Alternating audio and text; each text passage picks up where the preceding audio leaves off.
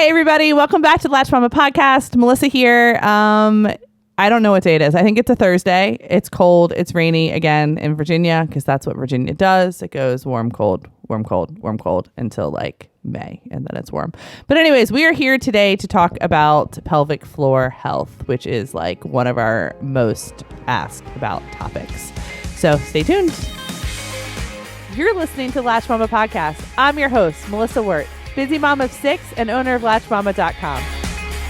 Join us each week as we talk about pregnancy, breastfeeding, postpartum, and all things motherhood. Hi, guys.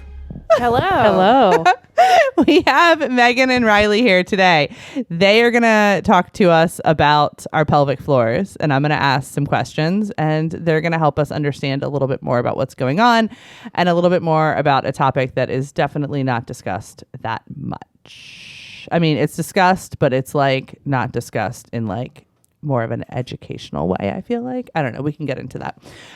Do you guys want to introduce yourselves a little bit? Tell us a little bit about you. Meghan was on episode 16. Where we started this conversation, and now we're going to continue it. So yeah, I think we'll touch on some other stuff today. Yeah, absolutely. So my name is Meghan Swank. I'm a physical therapist in pelvic health, and I work at VCU Health full time, and have recently got a new team member who's here with me today and will introduce herself. And I've been in practice for 15 years. This will be the beginning of my 16th year as a pelvic health physical therapist in Richmond, and not slowing down. I love it. Definitely building steam.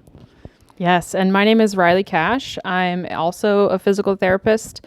I've been a PT for 4 years now, 4 and some change, so I'm a little bit new to the game. Primarily doing pelvic health the whole time, and now I'm 100% pelvic health, which is awesome and exactly what I want to be doing. And yeah. So I'm just going to jump in. And Meghan, this is kind of your show too, because I know that you're super passionate about it and probably hear more questions than I do. But what I actually am really curious about is, Reihle, how did you get into pelvic health? If that's like, did you know that's what you wanted to do when you decided to become a PT? Great question. Thanks for asking that. Yes and no. I knew when I was in PT school, the director of my program, Karen Abraham, is like a kind of a bigwig in the pelvic health world. And she was like the coolest person I've ever met. And I was like, I want to do exactly what she does. I don't care what it is, but I want to do what she does. That's awesome. And she was just really passionate and just cool. And everything she talked about, she knew so much about everything. And I find that with getting more into pelvic health stuff, you have to know a lot about a lot of different things, or at least a little about a lot. And then I realized it's helping women and men and trans and all of these people in all of these really interesting ways, and really having to learn a lot about their lives. And it's just more fun. And it's really nice to help people in ways and about things that they really don't want to talk about either, until it's a real problem. So it's just really, empowering, passionate, cool. Yeah. It's really fun.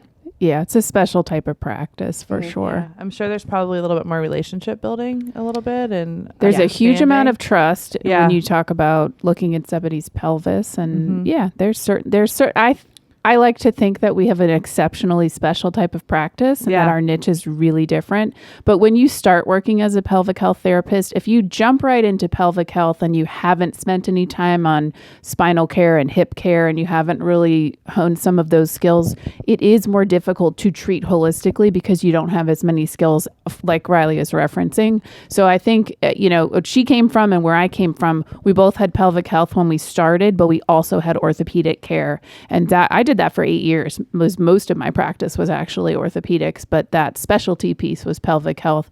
And then over the years, really like got into the 100%, really wanted to do that. That was the passion. But if this is who you are meant to be, this is who we are meant to be for sure. If this is who you're meant to be, you know that, and you like what you do, and you talking about pee and poop and sex all day is like, yes, give me more. Tell me everything. It's so funny because I remember meeting with you. It feels like eons ago. I'm sure I had just had a child because I have so many of them. I mean, I've just now had another child. But it's so interesting because you walk in and it's like like my favorite guests and my favorite people I sit down with are the people who like are just doing it for the right reasons. And you just know like the passion and like the care, and like it's like the midwives who sit down or the social workers who come in here and sit down, and it's just this total care that has to go into something that not a whole lot of people talk about. Not a whole lot of people kind of show up for women in this way, or anybody in this way. And it's super refreshing. So. It is, but I think people want to talk about it, but nobody really asks.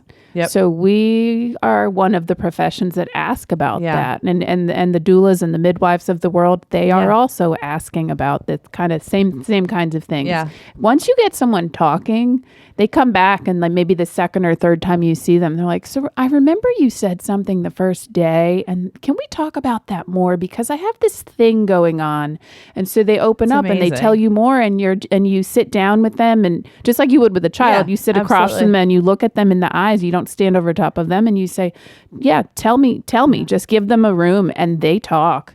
And man, do they tell you some interesting things. And you go, you know what? That really makes a difference. Now I can treat you better. Yeah. And they didn't know that until they got there. And I feel like sometimes just giving things, we were talking about this earlier, giving things words, like people are like, this thing is happening. I don't know. I don't know what to do with it. And then you just say, oh, are you having X? And they're like, oh my gosh, yes. Thank you for saying that. Yeah. And it really opens the door to this full conversation. And it's really a privilege, honestly, to learn about people and try and help them.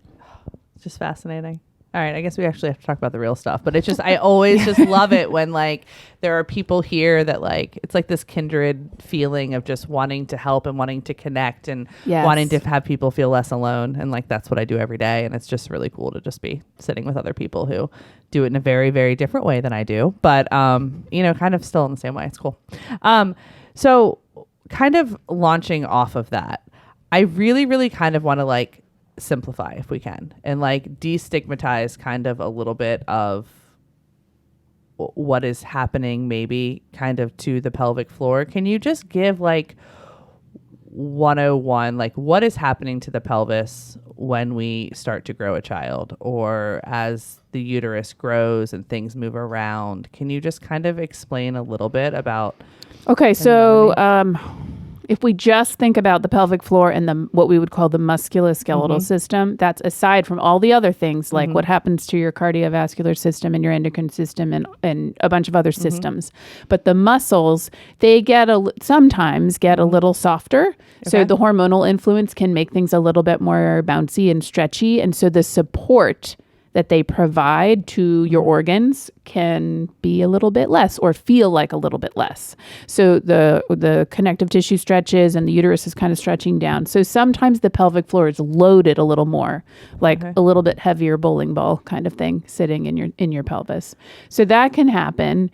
But this really ends up being kind of an individual discussion. I think Reihle might have some comments on this, but there's just so many different things that can happen. But as you gain weight and as you progress through a pregnancy, as one should gain some weight and grow, earlier on, not that much changes earlier on as far as the pelvic floor. It's really more like the bladder has some changes, the bowel has some changes. But when the baby grows in the second trimester, it actually kind of comes out of the pelvis a little bit. And so you grow more abdominally. And that's where we start to see questions about diastasis and other parts of the body getting stretched and overstretched and concerns with that. The end of the pregnancy is when the pelvic floor has more of a problem. That's when we tend to see more things developing. So when the baby starts to engage in the pelvis, of course, and then, of course, the actual delivery itself. That's where most of the pelvic floor impact is.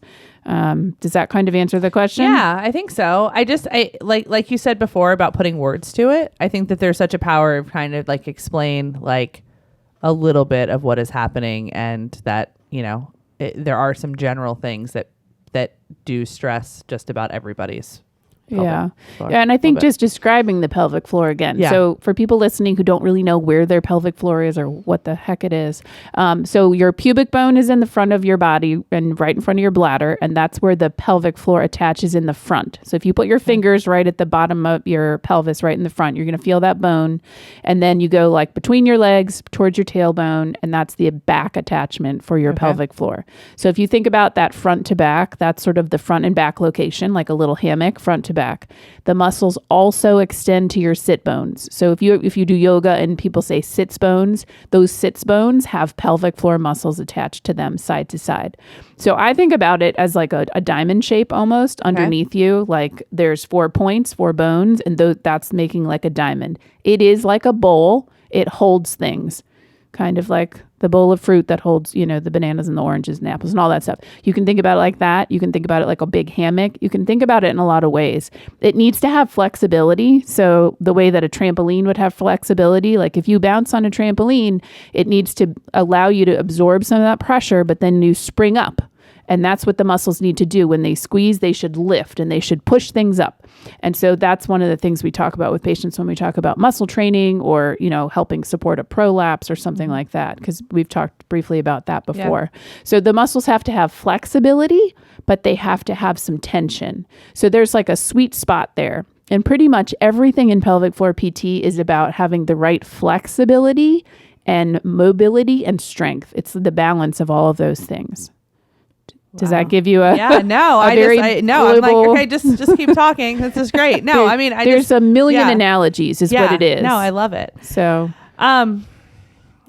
you mentioned the word prolapse. One of the biggest questions that we got leading into this podcast is, can you define the term prolapse? I think it's something that kind of gets thrown around a little bit. What does that mean? Is there a definition there? There's a definition. You went. Go ahead. Okay, you go ahead. Okay. Well, prolapse is an organ that is not in its natural, normal, original anatomical position. Okay. So if we took a image of your bladder and your uterus and vagina and your rectum, and we saw a side view of that, like on a MRI, for example. And then you came to us and you said, I'm having this problem and it feels like things are droopy or something's falling down. And we had a new image, more recent image, and we compared those two. We might literally be able to see that the anatomical position of one of your organs, it could be many organs. It could be sort of drooping down and not sitting up as high as it was before. So prolapse, it means the organ has come down, but there's lots of types. Prolapse is a general term for something is drooping down. There's bladder prolapse, which is called a cystocele. Cysto refers to bladder. Okay. There's rectocele, meaning the rectum has a droopy thing going on. There's many types. There's something called an enterocele. That is the intestines kind of drooping down. That's a little hard to visualize, but it comes down sort of behind the vagina, between the vagina and the rectum usually. And it can be too that taking that same image of like, okay, here's my anatomy at rest and it's one place. And then say when you're having a bowel movement and you have a lot of constipation, that you have to really push hard. So that could really change where your anatomy is. And honestly, sometimes can make like if you already have the prolapse and you're doing a lot of pushing, it just accentuates the prolapse and makes all of your symptoms feel worse because you're increasing pressure. So it's a lot about like pressure management and kind of figuring out what that is. And that's into treatment, not exactly what it is, but it's a lot about pressure. You guys talk and then I'm like, okay, I'm going to process this, but I can't process this because I have to lead this podcast. Okay. There's a lot of pieces of that. Yeah, you guys just talk and I'm just going to take notes. And just prolapse. So if you really go global with prolapse and you step back and you go, okay, so Riley's talking about pressure and pressure management. Which makes sense. It makes sense. Absolutely. Then we go, okay, well, hold on a second. Well, we're not just going to look at your pelvic floor muscles because that's just the bottom of the pressure management situation. What's on the front? Oh, that's that abdominal compartment again. Absolutely. Oh, shoot. Do you have a diastasis? Oh man. Okay. So like, then you go back and you go, okay, what's your breathing like? Do you have normal breathing? Do you hold your breath all the time? How's your posture? Yeah. What's going on with your spine? And so we end up going to our lovely core idea where we talk about all the sides of your trunk and we say, okay, as pelvic health therapists, if we're doing our best job at managing a prolapse, we're looking at all the sides of your core and how do they all function together. And it turns into quite a big, piece of information. There's many pieces. And so that is hard for some patients to do on their own. They don't know how to assess themselves. If you read about prolapse, you're probably just learning about what I first said, which was about the anatomy kind of drooping down. So it kind of, the rehab really goes into a lot more than that. So I assume that there are prolapses that need some sort of surgery or intervention that way as well. There's grades of prolapse. Okay. So the severity often dictates the choice in the treatment. So the smaller prolapses, like a grade 1 and a grade 2, are the ones we see the most in the clinic. If you have a grade 3, some people can rehab a grade 3, which means that it can be coming out of the body. Okay. So if you feel something and you look and you get a mirror out and you go, there is literally something coming out of my body, and you're worried about that, it may not be anything hugely concerning, especially if it's not there all the time. But people ask that all the time too. What's really crazy is I just had this emotional reaction of just of comfort when you said the word rehab. I don't believe I have a prolapse in any way, but there's something about saying the word rehab that I think takes this out of, oh my gosh, there's something wrong with me, there's something broken with me, because we use the word rehab all the time. You tear your ACL, you get rehab. You hurt yourself, you do something, growing up in the sports world, you do rehab. But it's so funny because I've never heard the term rehab with something as, I don't know, there's a connection. And I know if I just had it, that other people listening probably had it too, because it seems like it just kind of, it doesn't demystify it. It almost just relaxes it into, hey, this is okay. And there's a solution and we're going to work towards it. Does that make sense at all? Yeah, of course. It's just like the way you have you tear your Achilles. You can have an obstetrical tear with childbirth. It's a muscle, among other things, that is injured and it needs some rehab. Absolutely. Yeah. It's just, I don't know. For some reason, it kind of took that massive, oh my gosh, things are out of place. There is something immensely wrong. And you add just a simple term that we've all been hearing our entire life that says, hey, there are people out there that know how to fix these things. There are people out there that have studied this. It just gives it a word. Absolutely. Yeah. Also, when you were talking about, the surgery, surgery, we do talk to patients about surgery. Patients very often are appropriate for surgery, but even if they are coming to rehab as a prehab, as you would for maybe an ACL or maybe another body part, that does improve the outcome of a surgery, because if the reason you ended up with your prolapse in the first place is from a poor pressure management thing, we want to fix that problem. Yeah. And so that when you do have your surgery, if you do, then you don't maybe even need to come back. Maybe you don't need post-surgical rehab. Maybe you do, but you're already a couple steps ahead. You're like, okay, I'm back. I remember what we talked about before. I'm not holding my breath. I'm breathing when I exercise. I'm pooping regularly without straining. All those things are important and will make the life of your surgery last. So we see quite a few patients pre and post, and we try to see them if it's possible. It's not a program that's regular in a lot of places. Thinking of prehab and pelvic floor physical therapy or pelvic health PT, I would not say that that's a standard. What would you say? Honestly, it would be nice. There's just not enough of us to really, and a lot of need. It would be nice, but yeah.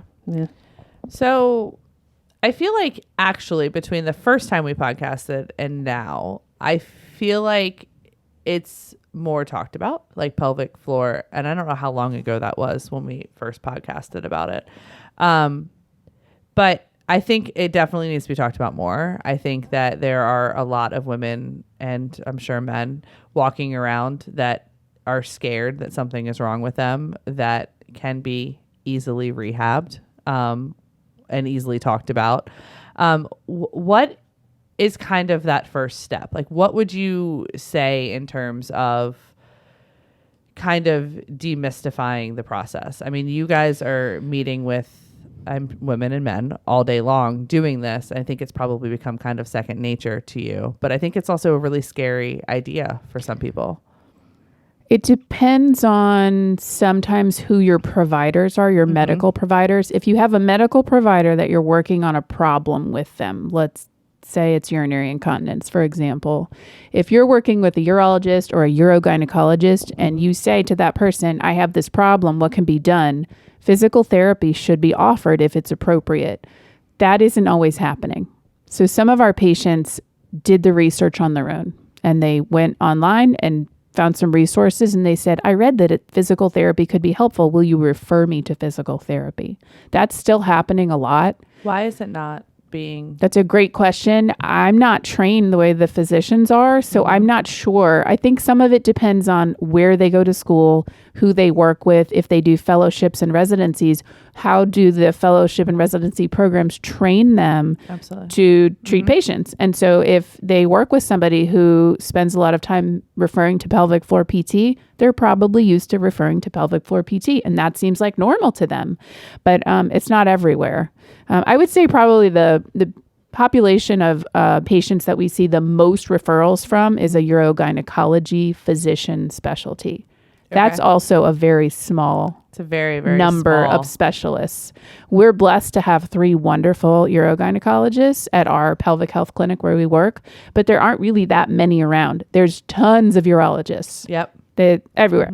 But that doesn't mean that they pay attention to all the genital complaints at the same time that the patient is complaining about a urinary complaint. Or if they are open to a situation where not only do they hear them, but anybody would ever be willing to talk about them. Sometimes that's a barrier. I'm not sure what else to say about that. Yeah, no, I mean, I'm not saying, helpful. I'm not saying that it's like a huge problem that we need to talk about, but I just know that there have been not very many. I feel like there are very few physicians that I have ever sat with that I would ever probably talk about, I don't know, anything that I would talk about with you two. I don't know. Maybe I'm just... I think it depends. But I think the... I don't have anything else to say. All right, she usually does. No, we will pivot here. No, it's good. I mean, we don't need to go down that whole thing. But yeah, so there are a lot of questions, and people talk about, like, we have this private Facebook group. It's called Latched Mama Love, for those of you who don't know. But it's a really fun place. There are a lot of people in there. It's a very safe space. There are a lot of questions about what that first visit looks like. Like, hey, I think that there's something quote unquote wrong, or hey, I am having a hard time getting through the day without having some sort of leaking problem, or, you know, some sort of issue. What does that first appointment look like with you guys? Can we talk a little bit about that? Yeah, absolutely. So do you want to start out and talk about patient intake? Yeah, so I love a first visit. I'm kind of a huge fan. Okay, go ahead. I love meeting people, so that I really enjoy that. Patient comes back. I see the order, so I know vaguely why they're there. If I'm lucky and they're kind of within our health system, which is a lot of our patients are within VCU, then I know some background info. Sometimes it's just like cold and I don't know much about them at all. Or maybe the order's wrong and it's wrong anyway, but that doesn't matter. So like, I introduce myself as I am Reihle. Welcome to pelvic floor physical therapy. And I say, basically I set the tone of what we're going to do. I'm saying we're going to do a lot of talking. I'm going to ask you a lot of different questions about a lot of different things. Urinary questions, bowel questions, pain questions, what you eat, what you drink, how you sit on the toilet. Really anything like that is fair game. And then I'll say things like, and then we'll take a look at what's going on. I might look at the way you breathe, the way your abdominals work, your hip mobility, back mobility, certainly your pelvic floor muscles and how they're working. Do they contract and do they relax? And then I go from there. And so I say, so tell me your story. What's going on? And that may or may not include an internal exam. Most often it does, because that's an important part and a kind of a niche of what we as pelvic floor PTs do, which I don't think is particularly scary. So that internal aspect of the exam, is that to feel the muscles and the contracting and strength of them, like you were It's talking so about many before? things. And Okay. patients ask us this every day. I had a patient ask this today. Well, they did an exam with me when I went to the urologist. So why do I need to do that here? Or I was at the gynecologist who referred me. They said my muscles were fine. Oh, Yeah. are they? That's what it feels like in your head every time. Are you sure about that? What do you mean? Did they give you a muscle strength? Did they tell you if your right and your left were the same? Did they check your sensation? Did they check your reflexes? Did they check How's your endurance? all the things? Can you do quick contractions? I don't know. They're like, what's a quick contraction? I don't know what that is. So we get this is we don't what we just did with you rapid fire is not what we would do to a patient. But now you're going, oh, there's a lot more things on that list of things to know. Yeah. That's what we're trained to do. We're trained to break it down. What are all the different things? Because that's going to dictate what we do to treat the patient. And we don't need to overtreat the patient. We just need to give them the right things to do. So it allows us to decide, for the most part, we break down patients based on, do they have tight muscles and they have difficulty with relaxing? So that would be like in the trampoline reference earlier. Yep. The trampoline is too tight and there's no spring, there's no bounce. That's not going to work well for relaxing or squeezing, actually. So that's a pretty Or inefficient intercourse muscle. probably as Correct. well. Correct. That typically would be a patient with pain. Not always. So there's, so the idea is the examination, the pelvic floor examination is an examination to gather data so we can feel the muscles. Yeah. It's a palpation. So, can we talk? Can we? Oh, yeah, let's get in there. do it. Okay, Are we talking fingers in the vagina? Yes. Are we talking fingers in the vagina or in the rectum. So it depends on why they're there. Okay. A lot of times the bowel problems, we will ask the patient if they're comfortable having a rectal examination. If you have tailbone pain, if you have difficulty evacuating, if you have fecal incontinence, I'm going to say, I think the best choice for you is a rectal examination. I want to feel what's happening in each layer of tissue because there are different sphincters around the opening to the anus than there are around the vagina. So I want to know what's going on there. Okay. It's very unusual. This is every day for us. I know. Normal. This is normal. It's so great to have you guys talk about it like it's so normal. But okay. There's also actually it's fine. It's fine. It's fine. Everything is okay. It's and it's probably it's so important and like. I love it. Like let's keep talking about it because the more we talk about it, the more we have words for it. It's Exactly. Great. Just give It's it a great. word. Yeah. Usually, so rectal exams, just to be clear, are usually a single digit exam. Okay. So it's usually an index finger. So I'll say this is a digital exam, and then people give me the look like digital exam. And so I put my finger in the air and I wiggle it around and I say And then digital. they check your fingernails. And I say, check your fingernails. Have you cut your fingernails recently? That actually people do that sometimes. So digital exam, meaning your digit is the testing piece of equipment. That's our specialized equipment. This is my number one tool. It's fun to work with us, by the way. I We do love this you guys. every day. So vaginal exams can be one finger test also, but there is some recent research actually about using a 2-finger test as a better test for an individual therapist so that you can do that. If someone has really loose, wide tissues and you really can't feel them squeezing, if you were to put 2 fingers, you might get a better sense of a squeeze around your fingers, honestly. Okay. So, that wouldn't be something you would do with someone with pain usually. You would start with something skinny, meaning 1 finger. Yep. So it is designed to give us information. One of our best tools is what we feel. Yeah. So we don't put people in stirrups. People ask that. There's no bright lights shining on your vagina and your rectum. Your feet are usually placed flat on the table with your knees bent. If you have, discomfort in your back and you want a support, we have bolsters and pillows, and we try to make the patient comfortable. You have a sheet or a gown or something to cover your lower half. We try to make sure people are comfortable, just physically comfortable, so they can perform the testing measures. And then it's designed to be interactive. So we don't have people where they can't see anything. I would be looking at you the way I'm looking at you now. And I would say, do you feel that muscle right there? And you would say, I don't know what you're talking about. What muscle? Yeah. Or, I feel something. And I might say, am I pressing on the right or the left? And you get to tell me what you feel. And then you ask your questions as we go. I design an interactive exam, because I want people to ask the question that they have at the time they have it, so they learn during the exam. If I do everything, people are probably isolating those muscles in their life. Maybe some people surprisingly, I mean, they're like, yeah, I've never really done Kegels, and you give them the instructions and it's like, boom, they got it first try. Wow. Okay. Sometimes. So I've been surprised several times. And sometimes people are like, I was, exploring the other day, and the spot right on, you think about it like a clock, like right at my 7 o'clock is right where it hurts. And it's, and they're right. I love it. And they're right. It's like, yep, 7 o'clock, 7:30 maybe. But that's very validating too, right? So the person's like, I mean, nobody's looked at it. Can you check? I don't know. And you go, oh yeah, good job, you found the spot. And they're like, okay, good, okay, but what am I supposed to do about it? So that's why they come in. It's all about, for us, it's just like treating a shoulder or a hip. It's like, okay, let's see how this moves. This is springy, okay, that's good. Okay, well, this is loose, this is tight, this is weak, this is strong. Whatever it is, we're going to treat it like we would treat any other body part. It's just inside your body. It's just a little harder to see. And at the coffee shop, you're not talking about your springy pelvic floor the way you would talk about your bendy knee, but I mean, it's just as much of an important part of your body. I mean, we joke about it. Yeah, we joke probably. about being at the coffee shop and waving at how's your pelvic floor? How's that pee problem?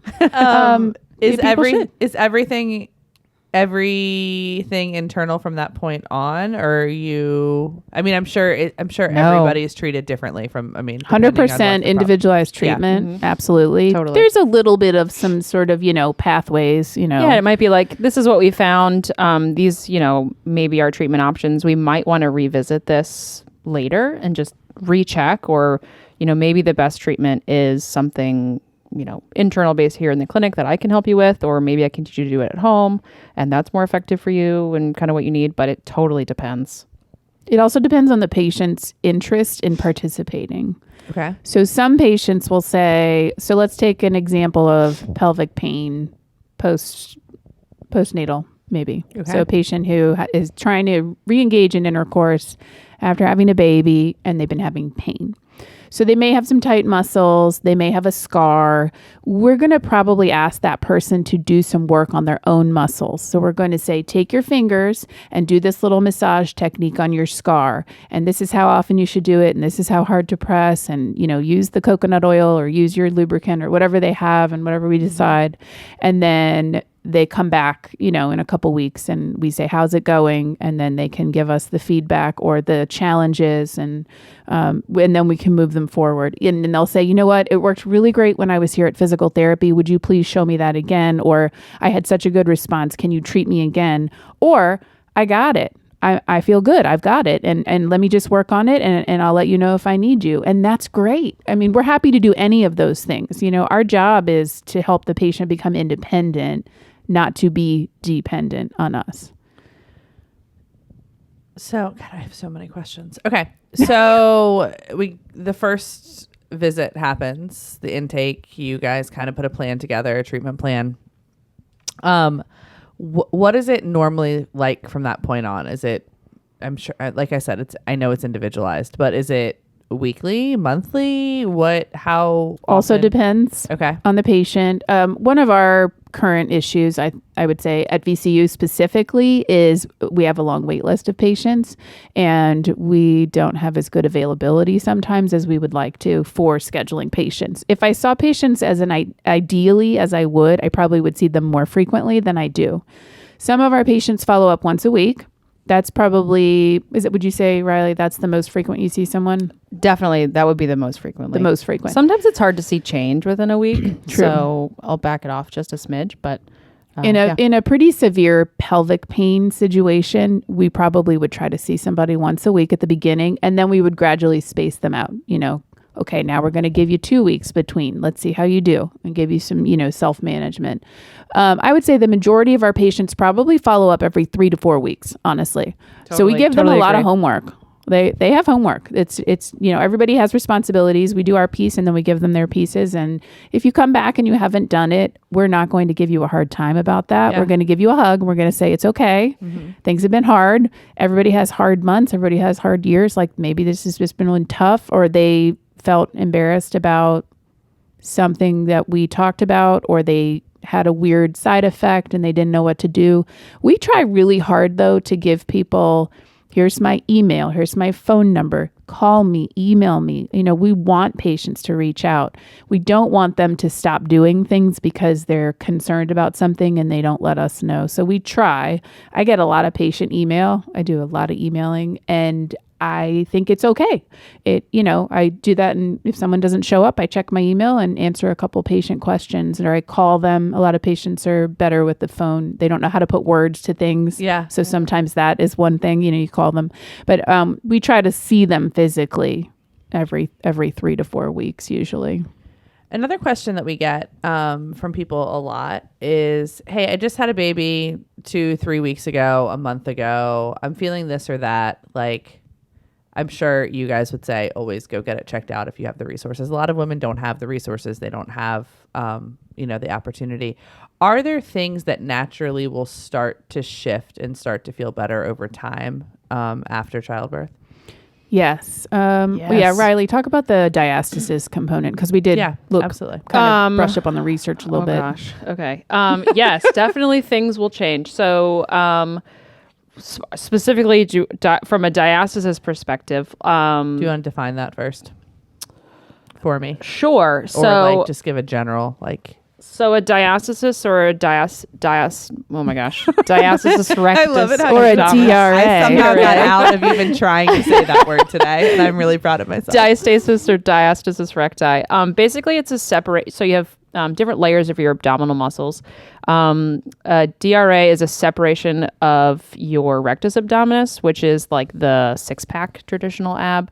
I don't know. Is this visual at all? Is this something that we can? Yeah, we can. Kennedy might be able to drop it in later on YouTube. Yeah, Drop it so in there. there's actually some good copy of resources online, but it gets dicey when you start doing Google searches and stuff like absolutely. this. But For sure. I do know that it's like it's like the prolapse. It's like the hit word. It's like what people talk about constantly. hot topic. Yeah. Also a hot topic in pelvic health PT. Yeah. Like what? Yeah. And in the of world things. in general. Yeah. Very common. Very, very, very common. If you do nothing, it will probably get a little bit better as time goes on. I think the recent stats that we have, in the immediate postpartum period, 35 to 60% of women will experience a DRA.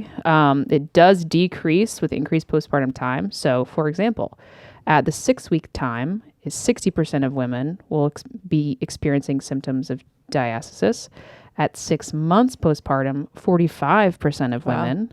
And at 12 months postpartum, 32% of women are experiencing a DRA. Can I just really quickly comment on the fact of yes, we're talking about abdominal muscles right now, but it really truly states how long it truly takes for your body to get back. I feel like we rush it so much in society. Yes. And look at that. Your body is still, if you do nothing, at 12 months, you're still getting back to the way your body was prior to carrying that baby. You know what I'm saying? Yeah. Yes, I think that, the whole topic of calling someone postpartum and attaching a timeline to that, I've always struggled with that, having had a couple of children, that I always felt like it was at least 2 years before I was like, all right, I think things are sort of back to normal. Yeah. But not even really, especially after multiple, children. And I only had 2. I know you have more than 6, I do. But I look at myself and I'm like, I don't know if I've ever looked at this at 4 months postpartum. But then I'm like, dude, I'm going to give myself a full 12. Look at that. Yeah, girl. I mean, look at that. It's fine. But you know what I'm saying? It's interesting that we just put such a short timeline on when our bodies should be back to normal. There's a new normal. Absolutely. Let's just throw that out the window. It's not normal. Yep. There's not, the normal is not a thing that I like to choose to discuss. I don't mean to use the term it's normal, but what does it matter? Your bodies are different. Anyways, we want people They're different. They're different. And we have to love the different stuff, and we have to figure out how to work with that. Because that is a thing. What you're saying is one of the things that comes up in diastasis a lot is I want to be the same as I was before. And newsflash, it's not the same. Yep. And it probably won't be exactly the same. There are people who look the same, seem to have similar function, but I would say by and large, that's not the case. Because so much of it is the way I look at it, and I'm not a physical therapist, and you guys may totally call my BS on this, but isn't it a little bit like a rubber band or a balloon that once it blows up, it's never going to get exactly back? No? I think Riley was about to discuss that. Did it look like I had a point on this? I think, feel free to chime in, but I think of, what is really happening with the diastasis. It's like, yes, the muscle is separating, but there's also like a lot of fascial layers in there. So I think about as say that again. What layers? Fascial. What does that mean? Fascial. I can spell it. So fascia. You have fascia all throughout your body. It's basically like a supportive structure. It's the do you cook chicken? Yeah. Okay, it's the shiny stuff on the outside of the chicken that is so tough and it doesn't stretch very well. Got it. Yeah, and you're like, oh my gosh, do I cut it? Do I tear it? I don't know what to do. Makes you a little icky. It's between. So she's saying it's throughout your body. It's between all the layers. So you'll have like, if you were, so if you opened the trunk up and you cut open the belly, trunk of the body. Yeah, you open the belly like a C-section. You open the belly. You kind of open the skin layer and then you peel down the fat and then you go, oh, here's a layer of fascia. Let me open that up and unzip that. And then you go, oh, here's a muscle layer. Let me open that. Oh, another layer of fascia. Okay, let's open that up. Okay, another muscle layer. And so you're doing like this sort of alternating situation. So between all the muscles and in the compartments of the body are these layers called fascial layers. It's connective tissue. Okay. It's not contractile is what it is. Our muscles are connective tissues, but we can squeeze them. The fascia lives around that and kind of slides and glides, but it doesn't move in the same way as a muscle. So I can't squeeze my fascia. I can squeeze my pelvic floor, and there's fascia around and between that. That's my new favorite word. Fascia. It's probably not how I would have spelled it. Fascia. Fascia. I'm not sure country of origin, but okay. All right. I'm proud of your spelling bee techniques. Can you use it in a sentence, please? Your fascia is loose. I don't know. That probably wasn't a good sentence. What were we talking about? Diastasis. Oh, okay. So theoretically, I had a patient yesterday. I was explaining this to. It was her third pregnancy, and she had a DRA at the first one. She did lots of exercise, came back, no separation at all. It was beautiful. Second baby got a little bit worse, and she was like, I'm doing all this exercise. It was really slow, but it did come back. Third baby now is very far apart, and she was like, why is it not the same? And I was kind of explaining to her, like, you think about, you stretch a rubber band and then it comes back, maybe it has a little bit of spring-like to it. You stretch it even further again, maybe it loses a little bit more elasticity. I'd just like to say that I've already said that once in this podcast. Good, very look good. At me. You're not calling BS on my rubber band comment. And then it's like, it's a good stretch. So it's a lot of work and lots of different, muscle imbalances and all sorts of other things that are going on. Is that also sometimes why a lot of people ask this question too? Like second and third pregnancies, you start to feel a little bit more at the beginning as you grow larger, just because your muscles have already stretched or whatever. You know what I'm saying? Not movement, but just like more discomfort sometimes.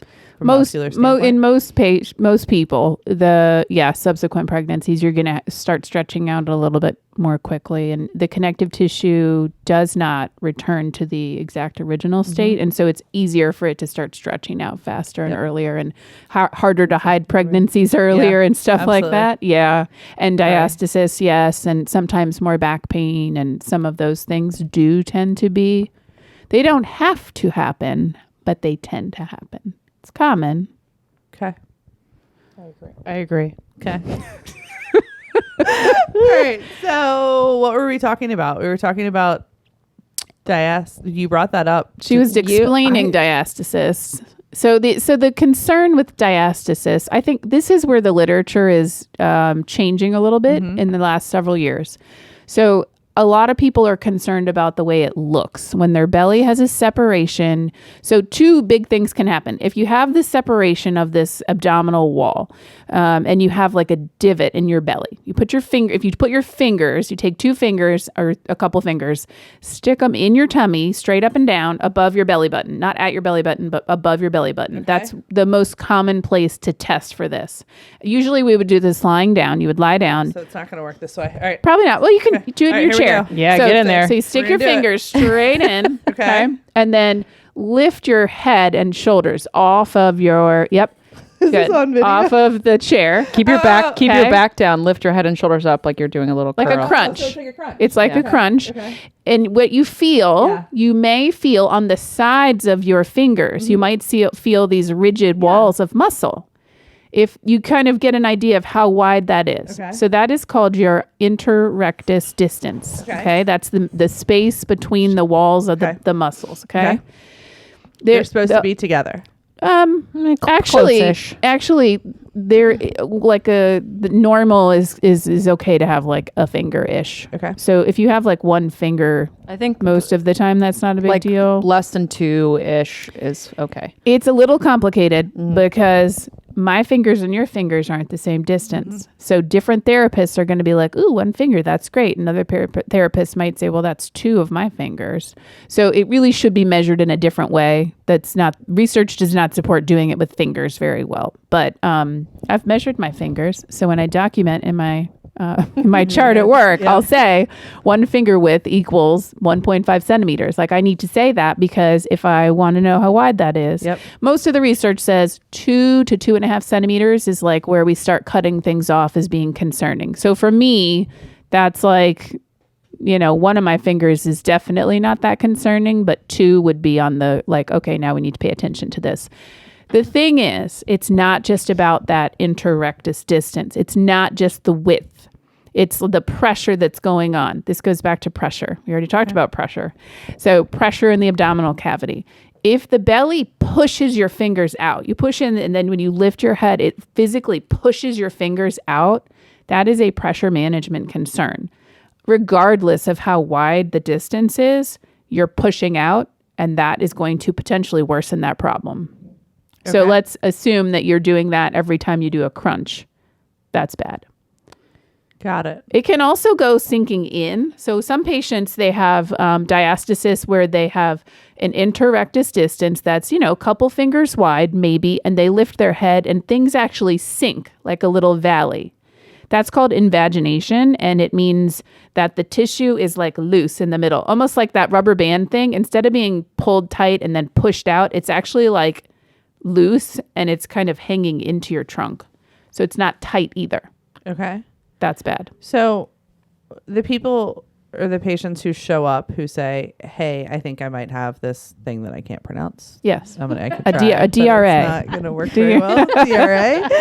DRA. So are they coming normally because it doesn't look right? Or are they coming because there's something symptomatic going on with it? I think people, I don't know about you, but people usually say that they just feel really weak.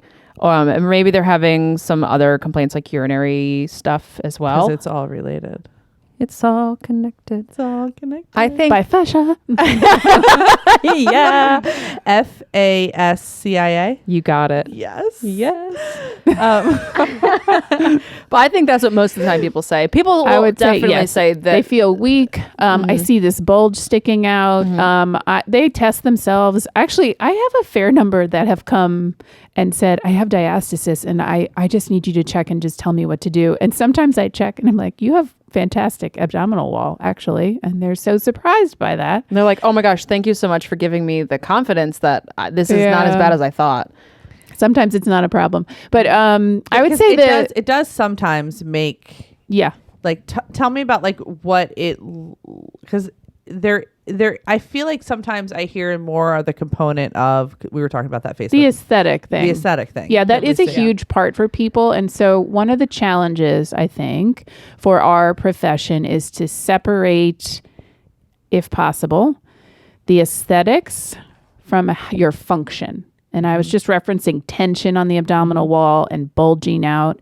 Those are functional issues. And we talked about pressure management and when you work on diastasis, it can help with prolapse and stress incontinence and pelvic girdle pain and all that stuff.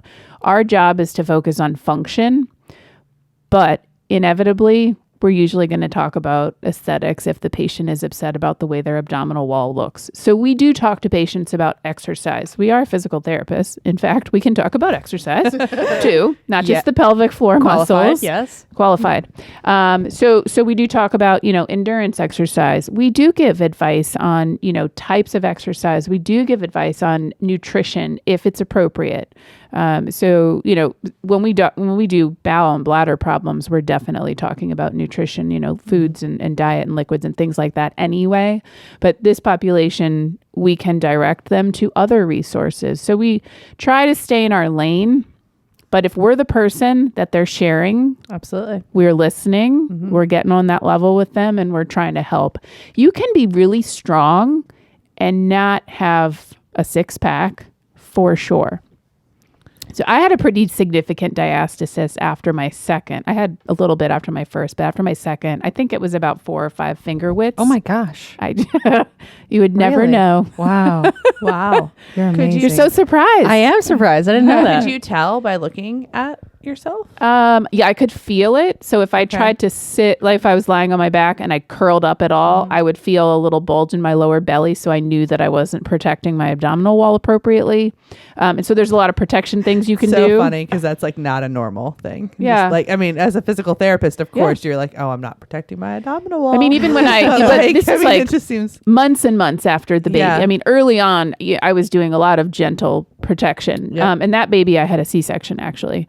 Not an emergency, but just had a C-section. And so things were really just disused and overstretched. And I had sizable children for my size body. So things got stretched. My connective tissue got pretty stretched out. So the second one, it wasn't that surprising. I was like, oh, well, that's pretty significant. And so I had to spend a lot of energy rehabbing my own abdominal wall. I knew what to do, but it still took a couple years to do it. Yeah. So I think that's good for people to know. And my belly is not closed. I still have a finger or two. It depends on the day, actually. Kind of depends on when I've been active and what kind of exercise I've been doing and how much coughing I've been doing. Like that makes a difference. That's interesting. So people if they measure themselves every day for a week, it might not be exactly the same every day. So be mindful of that too. But it takes a lot of time. We were talking about postpartum. Yeah. So you just said something that I've really never thought of.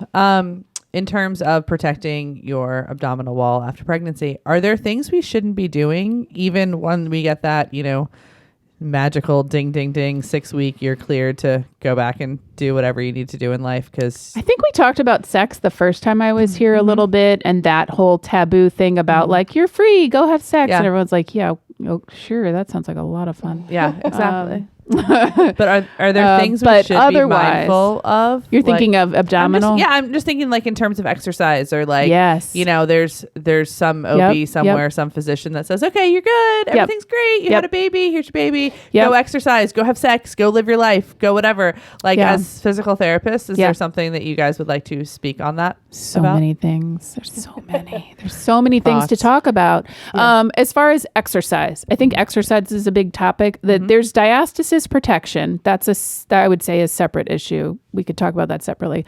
But as far as exercise, there is some research and some rules around returning to sports and athletic type of things, especially the running population. It was most of the research is geared towards return to run or return to sport. And so they're thinking of high impact stuff. Okay. So a lot of people like to run or jog or whatever, or go to step classes or do whatever, something bouncy. Even Zumba, has like jumping around. So any of those types of high impact things, there are some guidelines now, clinical guidelines, that help us decide when and if someone should return. So we have a testing protocol now. We have a series of questions we ask the patient that are specific to that population. And we try to get patients coming into the clinic before they're at 12 weeks usually, or like 8 to 12 weeks is like a pretty great time to come in. We do orthopedic muscle testing. We do, for example, we have you do single leg bridges. Can you do a single leg bridge, 20 times and control your pelvic mobility and not have urinary incontinence, not have pelvic pressure, not have pain? That is, if you do, we're going, you're going to run and put all of your body weight through a single limb and then push off of that limb? Yeah, like So there's running like- is just like landing on one leg repetitively over and over and over again quickly. It's interesting. After my last pregnancy, I went to one of the local, like, pretty much all women boot camp things. And, I went religiously every day for a while. But it was really interesting because anytime we did jumping jacks, it was just okay, first of all, there were 2 jokes that happened like all the time, which I thought of you actually, Megan, when they happened. Anytime you did jumping jacks, we would make this like class joke that like, hey, if you have some issues with your pelvic floor, do them the opposite way. And it was just a joke. Like your hey, legs front to back. So you do it front to back instead of this way. And then on cardio day, everybody would laugh that everybody should wear a panty liner. And I was like, can we just get to the point where like, I mean, it's fine, but it shows that like this is not talked about enough because it's just normal. Like there's panty liners in the bathroom for cardio day. I'm like, does it have to be, does it have to be that way? I mean, maybe it will be forever, but you know what I'm saying? Like it's not, I don't know. Because it was happening across the class. You talk to anybody in the class who's like had multiple children and everybody was leaking on cardio day. You should be able to jump on a trampoline and not have leakage. It's never normal to pee yourself. Yeah. I mean, I don't think I could jump on a trampoline 3 months postpartum right now after 6 children and not pee myself. Maybe not 3 months. Sure, right? sure. Yeah. Which is what we're talking about is, when is it appropriate? Yeah, when is it appropriate and when it's not. A year or 2 after, yes, you should be able to do that. Do you understand what percentage of the population walks around right now and just thinks that they will leak for the rest of their life when they jump on a trampoline? Yeah, a lot. It's significant. Yeah. Mm-hmm. It's really unfortunate. And I think doing things like what we're doing right now those are the things we need to be doing. And we need to, let that spread and share that. And that's why, we should be talking about that at the coffee shop. Yeah. And we should share with our friends and all those things. We need to find definitely the more of you, but the more of like the Reihles, like the ones that like literally just discover it and say, this is what I want to do. And this is important because you're probably the first physical therapist I've ever met that's been like, I want to do pelvic floor stuff, Oh yeah. I don't know. Like I just think it's really cool because it's not like the trendy, like, and I don't know what is trendy in the I was going to say it's a little trendy right now. I think we're really like, we're like hitting our stride. Yeah. Like there's definitely like a push of like younger PTs coming out of school, like in school. Like I graduated from PT school in 2017. Okay. And which was not that long ago. And the director of my program is a pelvic health therapist. We had 1 4-hour lecture on pelvic health. That's it.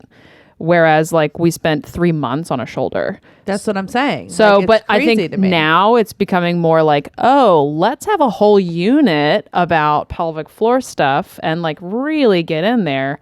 Not like get in there, but like somebody's not get more info. Somebody's not going to walk around, I would say, for like the rest of their life not being able to like throw a ball in the front yard with their kids.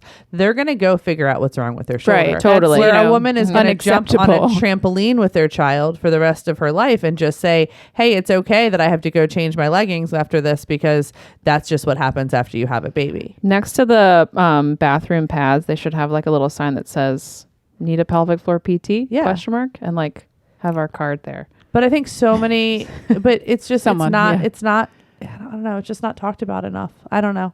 Well, we as I'm so happy you're here. Yeah. Like, as people who are patients, we've been patients, and you could be a patient. I could be a patient again. I've been a patient of other pelvic health therapists. We have to encourage people to say that's not good enough. And when you were asking about how somebody gets to pelvic health PT, people don't even always know to push for a PT. And even sometimes they ask and they get declined. So there's a real grassroots feeling to still our profession and pushing and saying, it doesn't have to be that way.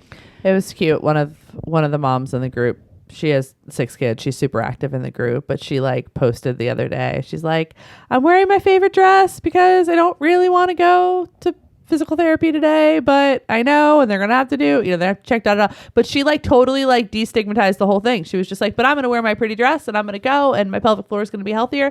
It's just so cool to start to see it. And like there's been such a change, I feel like, since you were here Yeah. before. I Maybe do not feel a like change. it's I feel like it's maybe you're right. Maybe it is starting to get trendy. maybe you're hearing more because you're aware of it. I mean, we talked about a lot of things the first time I was here. Yeah. I don't know. Maybe your patients people are kind of talking about it on your and maybe it's Facebook group. Maybe it's starting to get trendy. I think we're leaning into it on the social media too. A lot of people are talking about it, which I think is great, and we should keep leaning into it because it's we're here and we're not gonna go away. Right. And all the don't go away. We will not. And the things that we're talking about today are very much like standard parts of our practice. There's a whole bunch of other things that are much more complicated. There's neurologic patients, there's MS, there's Parkinson's, there's spinal cord injuries. Yeah. We're not even talking about those things. The stuff that we're talking about today is like, we know what to do. This is not a mystery for us.